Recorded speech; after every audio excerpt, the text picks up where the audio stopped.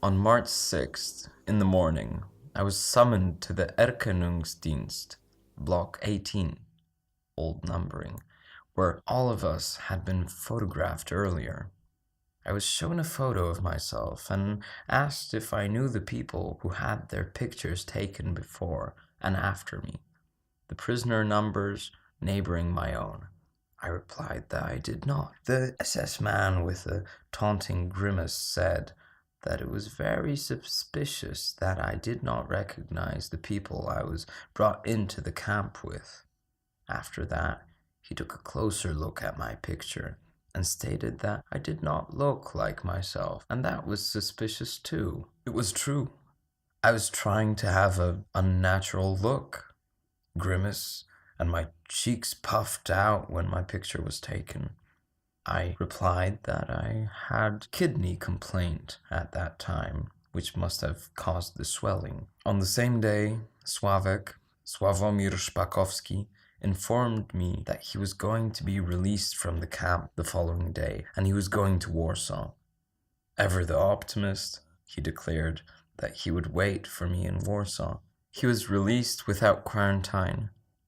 That's how things were back then. He was released due to his wife's efforts at the Swedish consulate. At the same time, in the evening, I learned from Dr. II, Władysław Derling, that I was going to be summoned to the office, and it was widely known how it usually ended. I did not know the reasons, and I was pondering, what could they want? I had no pending cases. The only thing I was able to come up with was that Westrich might have intentionally or by indiscretion revealed the fact that my stay there under the false name. Westrich had been released from the camp 2 weeks earlier. Maybe before his departure he had confessed his secret. Should that have been the case, my fate would surely have been sealed. Dr. II, Władysław Derling, got really concerned with my case and instructed me how to fake an illness that was relatively common around the Krankenbau, meningitis, which could save me from providing answers. He tried to find out what was going on through one of the SS men who used to be a non-commissioned officer in the Polish army. He asked him not to beat his colleague, me especially hard, as I was ill. Dr. II, Władysław Derling, has already been inquiring considerable esteem in the infirmary, was renowned as a good physician, and had some connections among the SS men, who sometimes sought his advice. In the morning of March 7th, at the roll call, my number was read out loud with the order to go to the camp office. There were several of us. They separated us from the rest. The entire block was looking at us as if we were dead men walking who were not going to come back. They were not so far off the mark. The moment the Arbeitskommando gong sounded, everyone ran to their posts, and we marched to Block 9, according to the old numbering. In the hallway, right before the office, everyone who was summoned had their numbers checked. There were over 20 of us there, from different blocks. I was the only one made to stand aside. What on earth is going on? I thought to myself. Why not together? They pointed a finger at me and said something to an SS man, something that I could not hear. They must have considered me to be a fine specimen, but the situation turned out differently to what I might have expected. All the others were led to the political department, and I was taken to the Erkennungsdienst. That's better, I thought. On my way there, I began to understand why I was summoned, and with each step, I got less and less anxious. All prisoners were obliged to write letters to their families, and only using the addresses they had provided straight after their arrival. Shortly after our arrival to Auschwitz, they conducted an interrogation at night. They woke everyone up, told us to say Block 17A, and with an odd smirk asked us about the addresses that were supposed to be used in case any accident occurred, as if it was possible to die here only by accident. We had to write to the provided addresses fortnight so they could have a route to the prisoner's family just in case. I gave the addresses of my sister-in-law, Eleonora Ostrowska, in Warsaw, who was supposed to forward my messages to my family, which had to remain a secret to the authorities in the lager. My sister-in-law was thought to be an acquaintance of mine, as they considered me to be single, with no one in the world except for my mother. I only sent a letter to this address once, in November, reporting on my whereabouts, and refraining from writing anything else in order to keep my acquaintance free from any responsibility for my possible exploits here. By doing that, I wanted to sever all the links with the people in the outside world that were visible to the German authorities. Behind the gate, escorted by the SS man, I entered a wooden building which housed Blockführerstube at one end, and one closer to the gate, and at the other, the Postzensurstelle itself. Over a dozen SS men were sitting behind tables here. The moment I walked into the room, they all raised their heads, and a moment later returned to their job of censoring letters. The SS man following me reported my arrival. Some other SS man spoke to me. "Ah, mein lieber Mann, why don't you write letters?" "I do write," I replied. "Ah, and you are lying, on top of everything. What do you mean you write? All of our mail that is sent out is being registered." "I do write, but my letters keep on being returned to me. I can prove that." "Returned? Ha ha ha! He can prove that. Look, he can prove that." Several SS men surrounded me and began to mock me. "What proof do you have?" "I have the letters which I had written regularly, on which, for reasons unknown, were returned to me." I spoke as if it was hurt by the unfair return to the letters. "Where do you have them?" "In Block 15. Hans, take him back to the block. Let him take these letters. But if he doesn't find them," he turned to me, "ich sehe schwarz für dich." I did indeed have such letters back in the barrack. In anticipation of some kind of inspection, I had written fortnightly regular letters, which always began with some stereotypical sentence like "Ich bin gesund und es geht mir gut," without which, as the blockman told us, the letters would not have passed the censorship. Even if a dying prisoner wanted to write to his family one last time, he had to put those words in the letter. The family, however, was able to realize the state of the prisoner and his health from the trembling handwriting. Generally, everyone valued the possibility of writing to their loved ones, were it for themselves or the money they sent. I noticed, however, that the letters which the SS censors did not like for some reason, and had them returned to their authors, had a special green check mark put on them, or sometimes the word zurück. I managed to obtain 2 such envelopes with characteristic markings and with exactly the same pencil provided by Captain 3, Jerzy Virion. I would mark my envelopes, never giving them away when letters were collected in the block on Letter Sundays. I kept these letters secret and safe. On my way to the block to fetch these letters, I met Sławomir Szpakowski by the gate. He was escorted by the SS man to freedom. I took the letters from hall number 7, block 15, old numbering. My companions from the hall, upon seeing the SS men waiting for me and papers of some sort, were convinced that the matter was of a political nature and that they were never going to see me again. I was received with interest in Postzensurstelle. The SS man who was escorting me handed 6 or 7 of my letters to the supervisor, which sparked the interest of some of the other SS men. So, here are the letters. The green markings must have been made rather well. Besides, they did not suspect that a prisoner could be regularly writing letters only not to send them. They started to inspect their content. There was nothing there.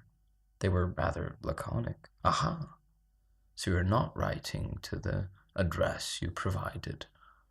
I replied that I thought the letters were being returned to me by some mistake, because I had been writing to the address that I had given.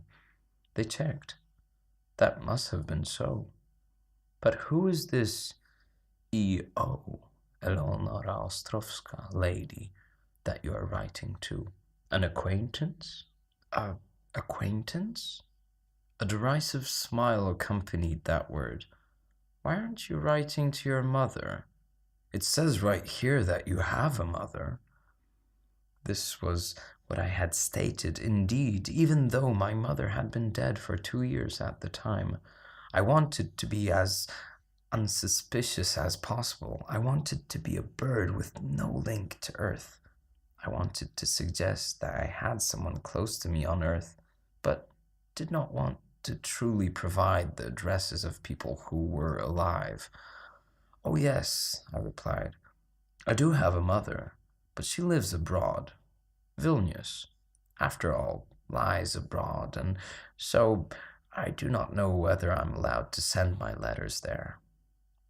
The SS men started to disband slowly. The initial heat of the case was waning little by little. Well, said the supervisor, as he were Solomon passing a judgment, the letters are being returned to you because you aren't writing to your mother, even though you have one, but some friend. You must write an application to the Lagerkommandant and ask for permission to change the addressee of your letters to Madame E.O. The application has to be sent the official way, via the blockman.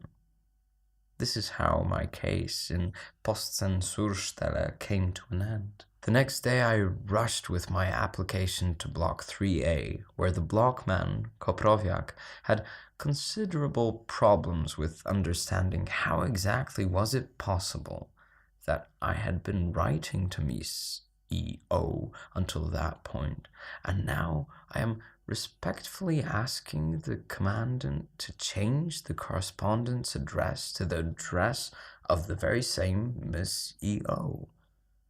But before I turned up in Block 3A the next day, I was still up for some surprise in Block 15 on March 7th. Out of the entire group of people whose numbers were read out in the morning, I was the only one who returned to Block 15. For the rest of the fellow inmates, the paths of their lives led through the political department and into the courtyard of Block 13, where they met their end, shot by Pilecki. I returned from Postzensurstelle to Block 15, Krankenhaus, just when a committee was inspecting all the patients.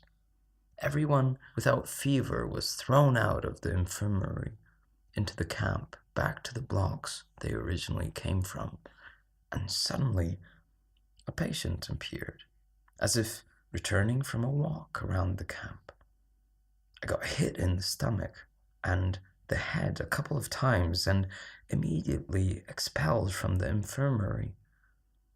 That is why the next day I was already writing an application in Block 3A. The application was not the point. The point was to find a place in some commando under a roof. Westrich was already gone. The small carpentry workshop in Block 9, according to old numbering, was closed down. The big carpentry workshop was at Industriehof 1. Obercapo Balke was in charge of supervising and developing it. It became a priority to get under a roof immediately. My convalescence was over, but jumping straight from the infirmary to hard labor in the fields out of the cold would be too much for me.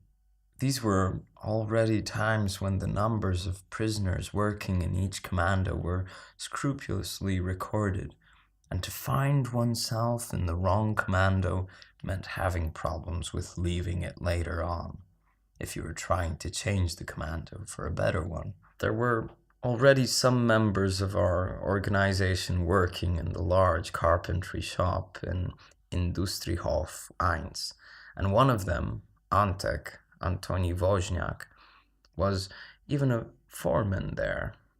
Czesiek, Czesław Wąsowski, was also a worker there. Antek, Antoni Woźniak, took me to Balke's office and presented me as a good carpenter. Upon being asked about my qualifications, I replied in accordance with my instructions that I knew how to work with machinery. And so it happened that machines were just being delivered to the shop and installed. Balke agreed. For the time being, they put me at the stations which were supervised by Władek Kupiec. The work was not strenuous. Władek Kupiec was an extraordinarily decent man and a good colleague. He was imprisoned along with 5 brothers of his. I also met some friends here. One of them was named Witold Szymkowiak. Another one, Pilecki, Jan Pilecki. After a couple of days of work in the carpentry shop, I organized a second 5. Here, consisting of Władysław Kupiec, Bolek, Bolesław Kupiec, Witold Szymkowiak, Tadeusz Słowiaczek, Antek, Antoni Woźniak, Janek, Jan Kupiec, Tadeusz Pietrzykowski, Antek, Antoni Rosa. After several weeks of work here, I heard rumors circulating among my colleagues, according to which Colonel 23, Aleksander Stawarz, and Second Lieutenant 24, Karol Kuminiecki, were allegedly planning a coup of a kind. Second Lieutenant 24, Karol Komuniecki, along with the healthy prisoners, was supposed to go towards Katowice, and Colonel 23, Aleksander Stawarz, was going to stay put here with those who were ill. The naivety of such planning, as well as the failure of other similar projects, made me avoid discussing issues of the organization with those officers in front of the camp's ordinary inmates. Initially, I generally avoided inviting higher-ranking officers registered under their own names into the organization, except for Colonel 1, Władysław Surmacki, whom I trusted completely, due to the fact that should any suspicions arise, these officers, known to the camp authorities, could be locked up in the bunker, tormented, and put to a challenging test of silence. This is how things were being done in the initial phase of the organizational work. It changed later on. In April and May of 1941, large transports of Poles arrived, prisoners of Pawiak. Many of my colleagues were brought into the camp. Therefore, I formed the third 5, into which I recruited my former second-in-command from the times of my work in Warsaw, Czesław III, Stefan Bielecki, Stasiek, Stanisław Maringe, Jurek, Jerzy Poraziński, Szczepan Rzeczkowski, Włodek, Włodzimierz Makaliński, Genek Eugeniusz Trebling. The organization was growing quickly, but the camp's extermination machinery was also gaining momentum. The transports from Warsaw were put on the camp's sharp end. They were given horrible treatment, as we once had to endure, with masses of people dying out, decimated by the cold and beatings. Starting from spring 1941, we had something of a novelty in the camp: an orchestra. The commandant liked music. As a result, an orchestra was formed with good musicians who, just like other professionals, could easily be found in the camp in no short supply. A job in the orchestra was a good one. Therefore, everyone who had an instrument back home quickly had that instrument delivered and signed up for the orchestra, which, conducted by Franciszek Nierychło, a good thugs. A former capo of the kitchen played numerous and various pieces. The orchestra was actually really good. The commandant took great pride in it. If they lacked someone proficient in playing a specific instrument, it was easy to find someone among the civilians and bring them into the camp. Not only did the commandant take delight in the orchestra, but so did every possible commission which sometimes inspected the camp. The orchestra would play for us 4 times a day: in the morning, when we were leaving for work, when we came back for lunch, when we went back to work after lunch, and upon our return for the evening roll call. The place for the orchestra's performance was right in front of Block 9, according to old numeration, near the gate, just by the route of all the commandos. A sense of the macabre was to be felt, especially in its entirety, upon the return of all the commandos from work. Shuffling columns of prisoners, dragging the corpses of their colleagues killed during work. Some of the corpses were terrifying, accompanied by sounds of lively marches, bearing more resemblance to polkas or oberkas than to marches. The beaten figures of exhausted prisoners would mark their return. The rows were made to march to the beat, usually dragging the dead bodies of their friends.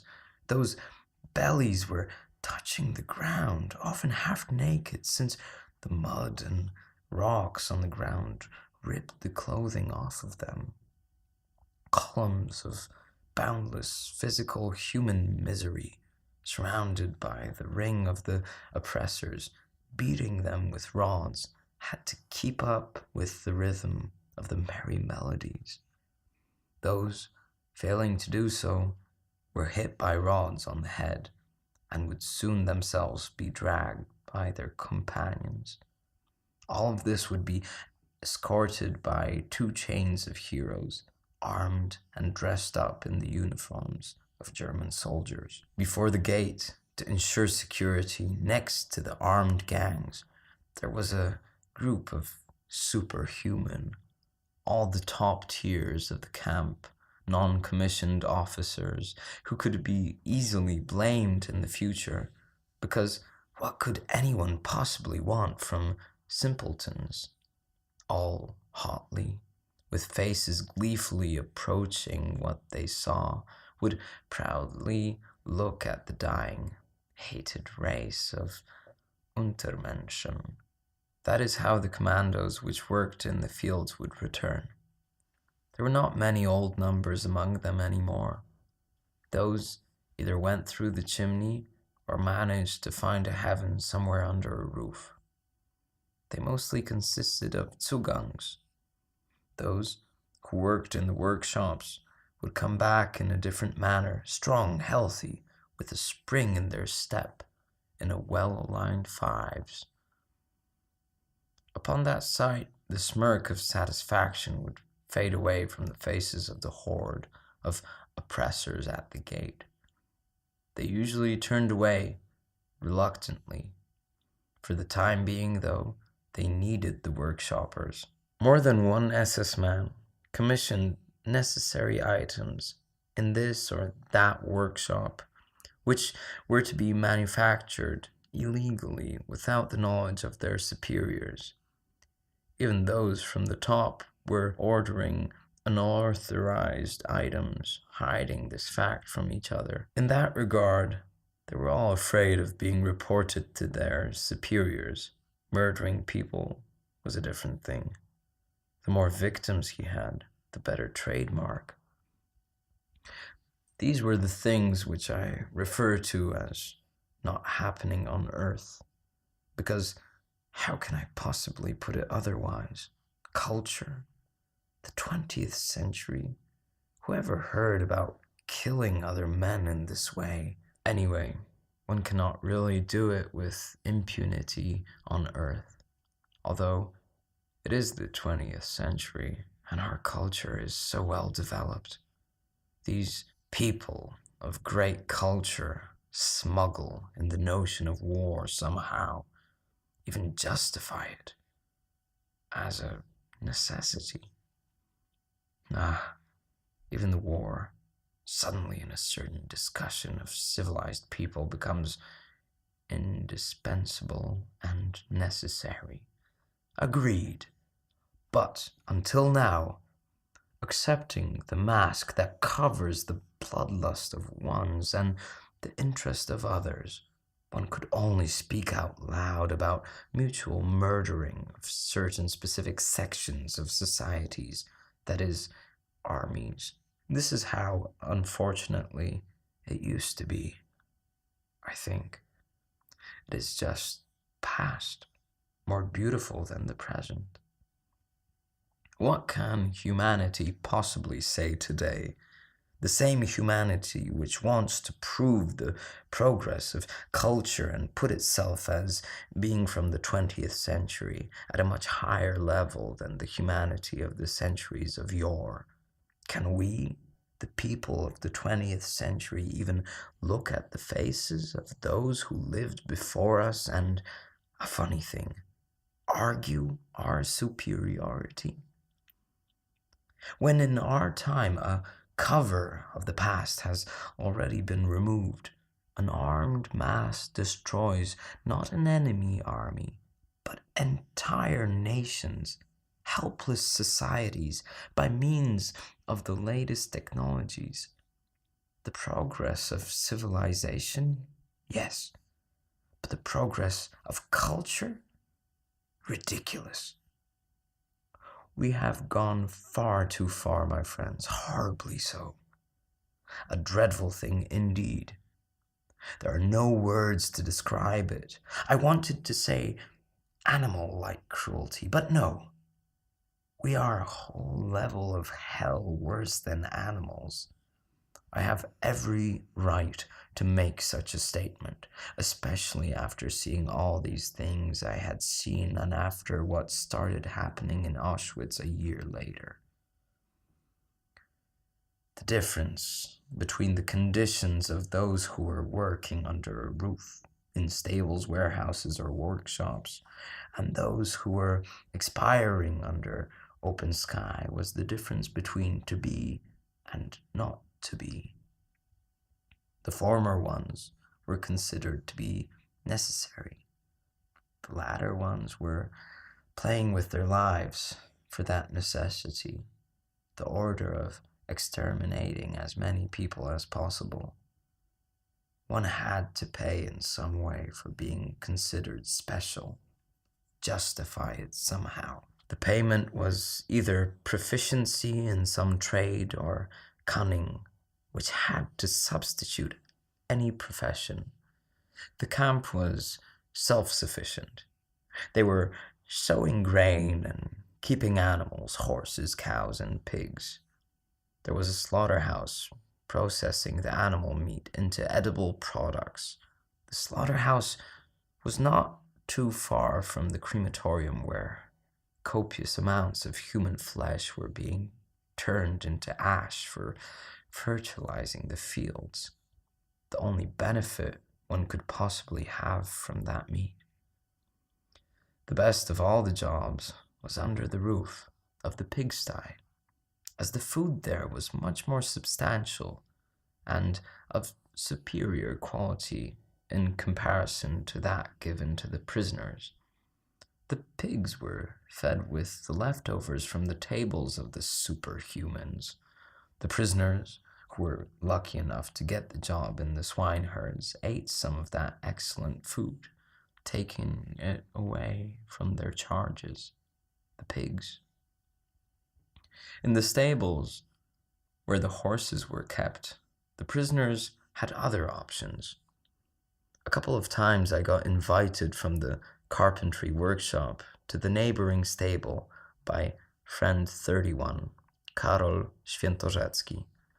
I would go there with my tools under the pretense that something needed to be fixed, justifying my need for being there in front of the encountered SS man.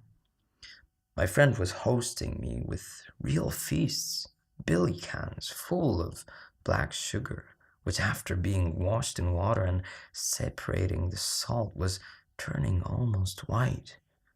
We would add wheat bran to that. After mixing it up, I would eat this like the most delicious cake. Back then, I could not possibly imagine ever eating anything as tasty as this, either before or in the years to come, provided I could return to life and freedom. My friend had milk as well, poured away from the portions delivered here from the stallion. You had to be careful not to incur displeasure. Just coming here without a specific reason or to repair something ordered by the capo was forbidden. My friend 31, Karol Świętorzecki, created a bud of our organization's unit among the stable's personnel. On May 15th, however, as a result of his mother's efforts, he was released from the camp and left for Warsaw, carrying my report regarding the work here. Much later, a friend of mine, number 32, Leszek Cenzartowicz, whom I placed in the stables, was able to sustain his exhausted body by milking pregnant mares and drinking kumish. And then there was a tannery here as well, where the colleagues, taking advantage of the circumstances, could cut the pig skins sent here to be tanned, diminishing them, but keeping the general form and boiling excellent soup from the scraps. One time I ate dog's meat, provided by my friends from the tannery, without knowing what animal it was, the first time in summer 1941. Later, I did that knowingly. Instinct and the necessity of keeping my strength up made everything edible. Indeed, tasty.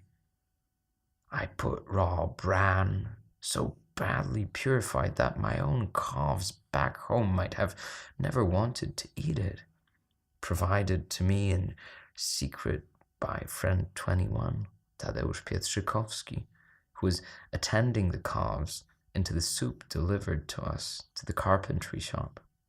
My only concern was whether I should put 2 spoons or just 1 into the billy can. We were kommandiert. We did not go to lunch or the noon roll call in camp. They would count us in the workshop. Whenever my friend 21, Tadeusz Pietrzykowski, was able to smuggle in some more bran, I would eat dry handfuls of it, swallowing slowly, in small mouthfuls, having the chunks broken down into small portions that I was able to swallow with chaffs. And so it turned out that everything is possible, and everything can be tasty. Nothing made me feel sick. I always had an extremely durable stomach. I was not a professional carpenter, so I had to make up for it with cunning. Initially, I was covered by my colleagues, but it was impossible to continue like that in the long run, but I had to face real carpentry tasks eventually. It was only here where I learned how to sharpen tools. To a carpenter's mind, I should have known that long time ago. Aside from the Oberkapo Balke, there were a few capos and a few masters in front of whom I had to skillfully pretend I was a carpenter. Under the supervision of Władysław Kupiec, and some other colleagues, I learned to saw, plane, smear boards' ends with paste and glue boards into tabletops, and align the planks properly with a raban, and later on glue boards into tabletops. The eyes, however, played the most important part. In Auschwitz, at various positions and in various jobs, one's eyes and ears were always working the most.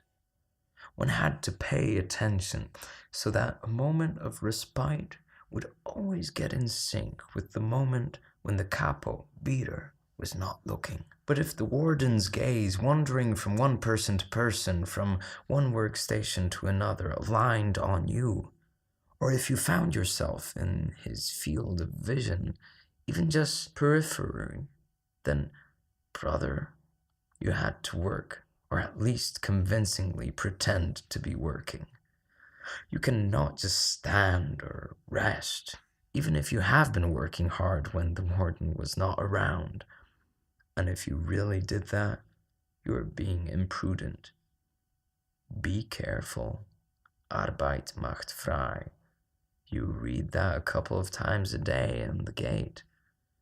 You may fly away through the chimney when you run out of strength.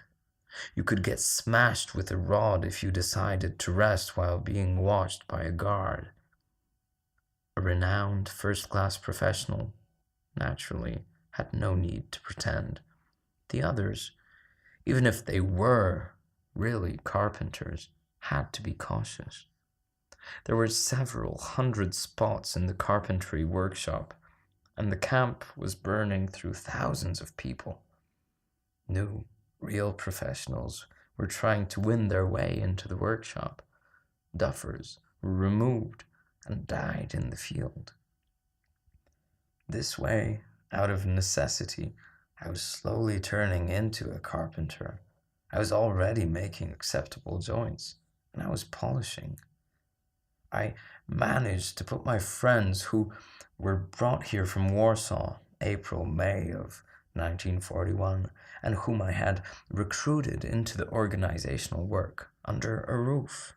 Colleague 25, Stefan Bielecki, and 26, Stanisław Maringe, were placed in the Fahrbereitschaft Commando by a member of our organization.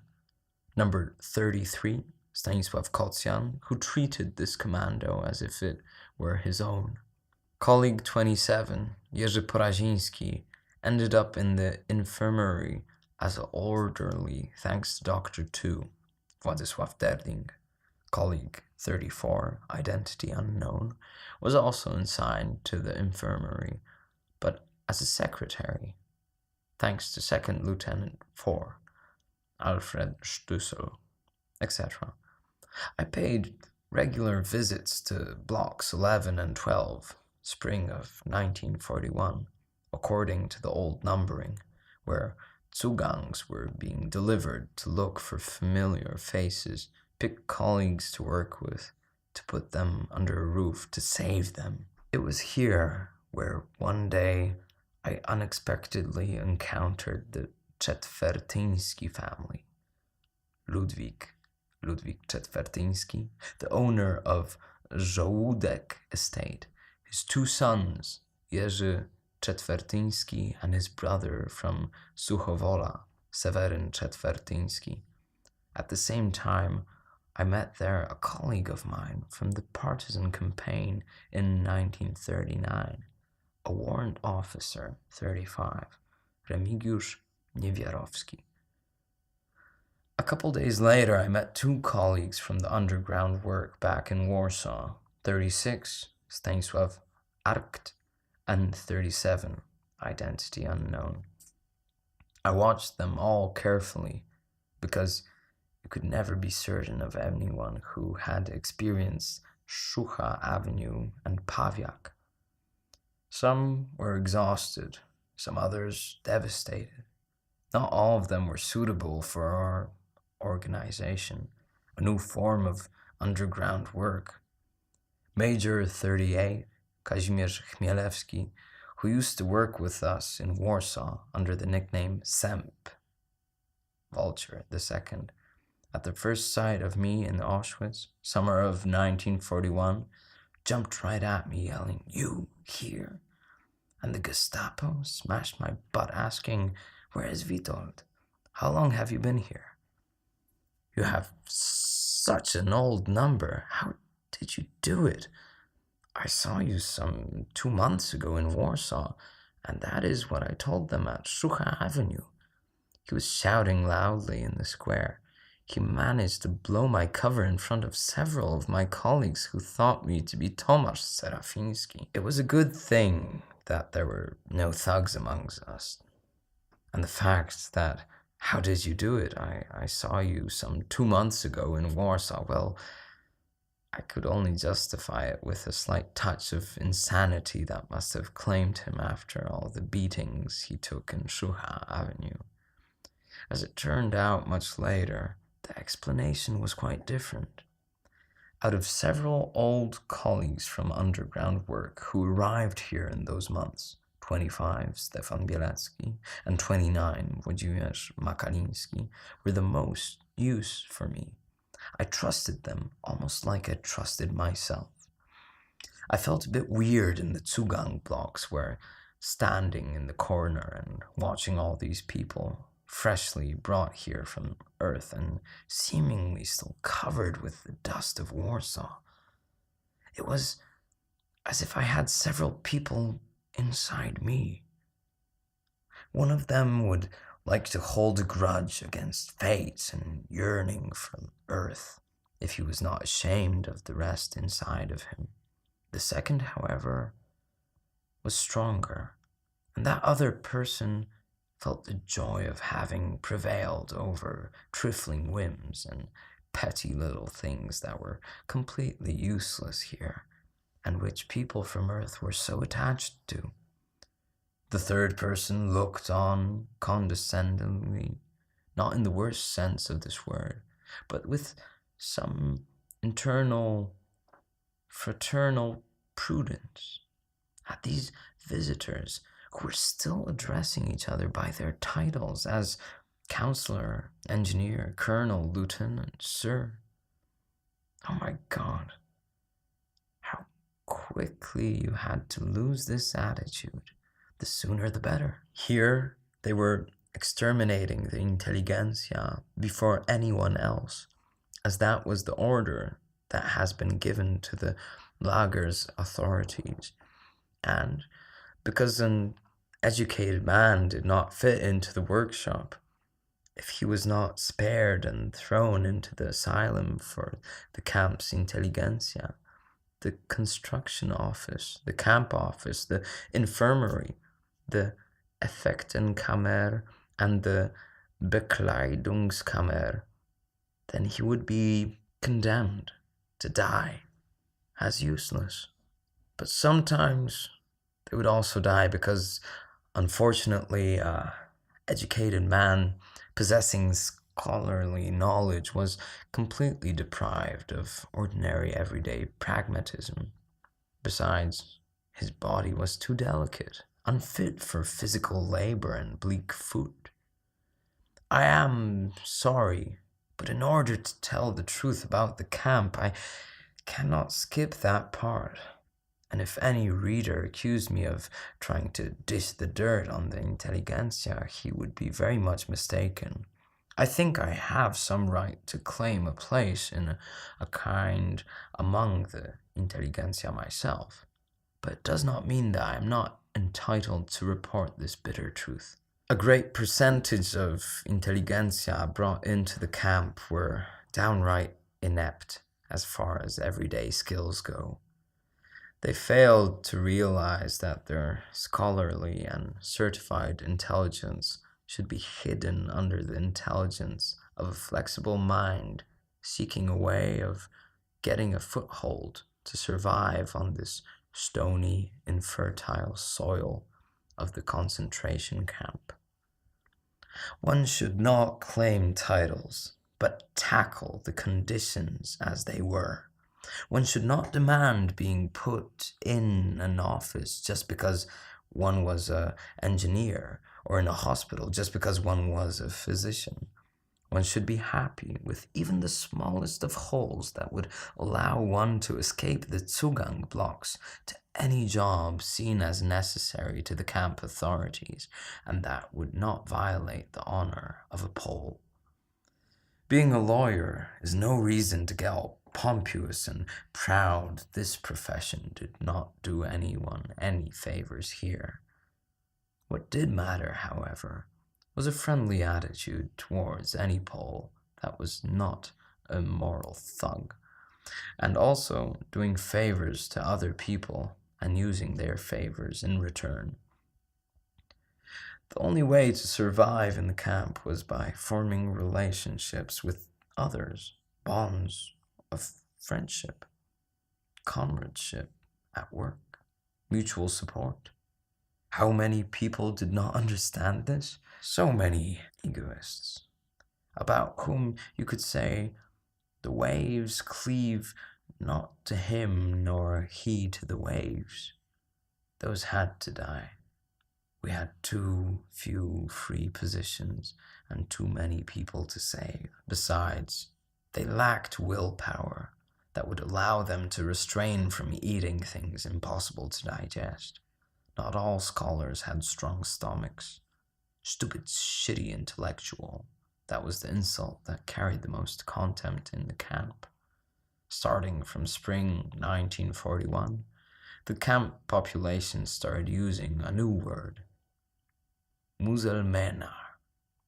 This is how the Germans in power would call prisoners who were too weak, enfeebled, barely able to walk. This term gained currency. In a short rhyme of a kind, we would say, the Muselmänner swaying in a gentle manner.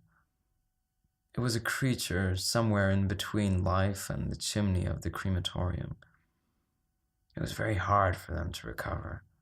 They usually ended up in the hospital or at the Schonungsblock, Block 14, old numbering, Block 19, new numbering, where several hundreds of these human shadows were to experience the mercy of the camp's authorities.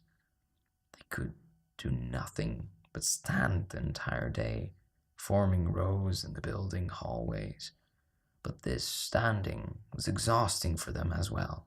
The mortality rate in this block was enormous. In July 1941, when I was passing by a group of several young boys, 16 to 17 years old, who had been brought here straight from school in punishment for singing patriotic songs, one of them, 39, Kazimierz Radwański, ran towards me, shouting, "Uncle!" My cover was blown yet again. But I was glad, not because he was brought here, understandably, but because I received some news from my kith and kin. A couple of weeks later, in the carpentry workshop, I noticed someone's inquisitive gaze fixed dead on my face without blinking. I endured this gaze. The man who was looking at me, not too tall, a Polish prisoner, approached me and asked whether I was X and Y. He said my real name. I said that it was a mistake, but he refused to be misled and assured me that there was no need for me to be afraid of him. A couple of weeks later, he was sworn in and worked in our organization as number 40, Tadeusz Szydlik. He got a job in the carpentry workshop in the machine room. I expanded our team in the carpentry workshop by taking the oath from 3 valiant Poles, 41, Stanisław Stawiszyński. 42, Tadeusz Lech. 43, Antoni Koszczyński. Soon, 44, Wincenty Gawroń. 45, Stanisław Gutkiewicz. And 46, Wiktor Śniegucki also joined our work. At that point, I was already doing just fine with my work in the carpentry workshop.